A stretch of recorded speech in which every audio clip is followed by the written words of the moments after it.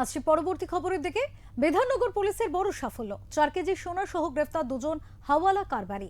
এর নেপথ্যে বিশাল চক্র কাজ করছে বলে মনে করছেন তদন্তকারীরা। অন্য দিনের মতোই লেকটাউন ঘুরে নাইট পেট্রোলিং করছিল পুলিশ। ঠিক সেই সময় বি ব্লক পার্কের কাছে দুজন ব্যক্তিকে সন্দেহজনকভাবে কথাবার্তা বলতে দেখেন কর্মরত পুলিশ আধিকারিকরা। তৎক্ষণাৎ তাদের আটক করে নিয়ে যাওয়া হয় লেকটাউন থানায়। তাদের তল্লাশি করে উদ্ধার করা হয় প্রায় 4 কেজি ওজনের সোনা, যার আনুমানিক বাজার মূল্য প্রায় 6 কোটি টাকা।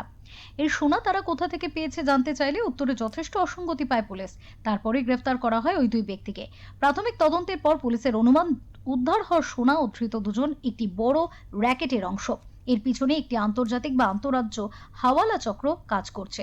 অবৈধ পথে টাকা ও সোনা এক জায়গা থেকে অন্য জায়গায় পৌঁছে দেওয়াই ছিল এদের কাজ। এটা তদন্তের ভাগ আছে, ওর জন্য আমরা ওনাদের নাম বলছি না, সো দ্যাট जो আছে এই যে রকমটা যে র্যাকেট চলছে এর মধ্যে বাকি লোকটা অ্যালার্ট হয়ে যাবে। আমরা এই রকমটা ড্রাইভ কন্টিনিউয়াসলি দিতে থাকবো অ্যান্ড এনাদের ওভারঅলটা আমরা জিজ্ঞাসাবাদ করে এক লিড পেলাম কি এর আগে भी উনি এরকমটা কাজের মধ্যে ইনভলভ ছিলেন। এই চক্রের মূল অভিযুক্তের খোঁজে তল্লাশি চালাচ্ছে পুলিশ। মানস চৌধুরীর রিপোর্ট, ওঙ্কার বাংলা।